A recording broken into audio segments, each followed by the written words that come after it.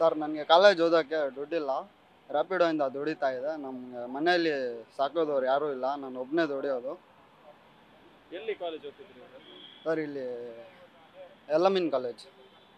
ಅಂದ್ರೆ ನೀವು part time ಆಗಿ ಇದನ್ನು ಮಾಡ್ತಿದ್ರಿ ಹೆಂಗೆ ಸರ್? ಸರ್ ಪಾರ್ಟ್ ಟೈಮೇ ದುಡ್ಕೊಂಡು ನಮ್ಮ ಮನೆ ಓಡಿಸ್ಕೊಂಡು ಹೋಗ್ತಾ ಇದೆ.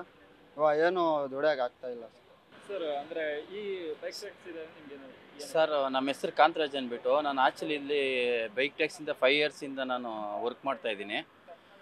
ಈಗ ನನಗೆ ಏಜ್ ಬಂದುಬಿಟ್ಟು 38 ವರ್ಷ ಆಗಿದೆ. ನಾನು ಎಲ್ಲಿ ಹೋದ್ರೂ ಒಂದು 15,000 ಪೇಮೆಂಟ್ ಕೊಡ್ತಾರೆ ಅಷ್ಟೇ ನಮಗೆ. ಇವಾಗಿರೋ ನಮ್ಮ ಕಮಿಟ್ಮೆಂಟಲ್ಲೇ ಮಕ್ಕಳು ಓದಿಸ್ಬೇಕು, ಮಾಡಬೇಕು, ಎಲ್ಲ ಮಾಡಬೇಕು.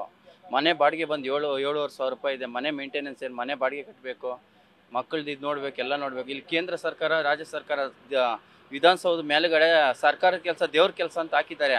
ಅವ್ರು ಬದುಕಬೇಕಂದ್ರೆ ಒಬ್ಬ MLA, ಒಬ್ಬ MP ಎಲ್ಲ ಬದುಕಬೇಕಂದ್ರೆ ಅವ್ರ ಮನೇಲಿ 4 ಜನ ಇರ್ತಾರೆ. ಒಂದು ಹೊತ್ತು 4 ತುತ್ತು ಊಟ ಮಾಡೋಕೆ ಅವರು ಒಂದು 500 ಕೋಟಿ 1000 ಕೋಟಿ ಮಾಡ್ಕೊಂಡಿರ್ತಾರೆ. ನಮ್ಮಂಥವ್ರು ಜೀವನ ಮಾಡೋಕ್ಕೆ ಬೈಕ್ ಟ್ಯಾಕ್ಸಿ 30,000 ರೂಪಾಯಿ ನಮಗೆ ಬೇಡ ಸರ್. ನಾವು ಇದರಿಂದನೇ ಬದುಕ್ತಾ ಇರೋದು. ನಮಗೆ ಬೈಕ್ ಟ್ಯಾಕ್ಸಿ ರೂಪಿಸ್ಕೊಡ್ಬೇಕಂದ್ಬಿಟ್ಟು ಮನವಿ ಮಾಡ್ತಾ ಇದ್ದೀನಿ ಸರ್. ನಮ್ಮ ಹೆಸರು ಕಾಂತರಾಜ್ ಅಂದ್ಬಿಟ್ಟು ಸರ್. ಈಗ ಬೈಕ್ ಟ್ಯಾಕ್ಸ್ ಸರ್ ನೋಡಿ, ನನಗೆ ನಮ್ಮ ಕಡೆ ತುಂಬ ಪ್ರಾಬ್ಲಮ್ ಆಗ್ತಾಯಿದೆ. ನನಗೆ ತುಂಬ ಅಂದರೆ ತುಂಬ ಪ್ರಾಬ್ಲಮ್ ಆಗ್ತಾಯಿದೆ.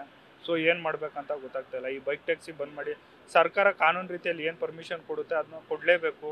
ನಮಗೆ ಬೇಕೇ ಬೇಕು ಬೈಕ್ ಟ್ಯಾಕ್ಸಿ. ಇಲ್ಲ ವೈಟ್ ಬೋರ್ಡಲ್ಲಿ ಕೊಟ್ಟರು ಇನ್ನೂ ಒಳ್ಳೆಯದು. ಅದು ನಾವು ಪ್ರತಿಯೊಂದು ರೈಡ್ಗೆ, ಪ್ರತಿಯೊಂದು ಇದಕ್ಕೆ GST ಕಟ್ತಾನೇ ಇದ್ವಿ. ಯಾವುದು ನಾವು ಅನಧಿಕೃತವಾಗಿ ಏನೂ ಮಾಡ್ತಾಯಿಲ್ಲ. ನಮ್ಮ ಕಾನೂನು ರೀತಿಯಲ್ಲಿ ಏನೇನು ಮಾಡಬೇಕು, ಗೌರ್ಮೆಂಟ್ಗೆ ಏನೇನು ಕಟ್ಟಬೇಕು, ಗೌರ್ಮೆಂಟ್ ಟ್ಯಾಕ್ಸ್ ಏನೇನಿದೆ ಪ್ರತಿಯೊಂದು ಮಾಡ್ತಾಯಿದ್ದೀವಿ. ಮತ್ತು ಆಲ್ಮೋಸ್ಟ್ ಈಗ ಸರ್ಕಾರ ಜನಗಳಿಗೆ ಹೆಲ್ಪ್ಫುಲ್ ಆಗಲಿ ಅಂತ ಸರ್ಕಾರ ಅದೇ ಹೆಲ್ಪ್ಫುಲ್ ಆಗಿ ನಾವು ಕೆಲಸ ಮಾಡ್ತಾಯಿದ್ದೀವಿ. ಒಂದು ನೋಡಿ, ಮೆಜೆಸ್ಟಿಕ್ಕಿಂದ ಮಾರ್ತಳ್ಳಿ ಕರ್ಕೊಂಡು ಹೋಗ್ತೀನಿ ಅಂದರೆ ಆಟೋದೊಂದು ಸಿಂಗಲ್ ಪ್ಯಾಸೆಂಜರು ಎಷ್ಟಾಗುತ್ತೆ? 400-500 ರೂಪಾಯಿ ಕೇಳ್ತಾನೆ, 450 ರೂಪಾಯಿ ಕೇಳ್ತಾನೆ. ನಾವು 200 ರೂಪಾಯಿಗೆ ಕರ್ಕೊಂಡು ಹೋಗ್ಬಿಡ್ತೀವಿ. ಸೊ ಜನಗಳಿಗೆ ಎಲ್ಲರಿಗೂ ಹೆಲ್ಪ್ಫುಲ್ ಆಗಲಿ ಅಂತಲೇ ಮಾಡ್ತಾ ಇರೋದು ಇದು. ಸೊ ಅದಕ್ಕೆ ನಮಗೆ ಬೇಕೇ ಬೇಕು, ಬೈಕ್ ಟ್ಯಾಕ್ಸಿ ಬೇಕು ಸರ್. ಸೊ ನೀವು ಮೀಡಿಯಾದವರು ಆದಷ್ಟು ಸಪೋರ್ಟ್ ಮಾಡಿ.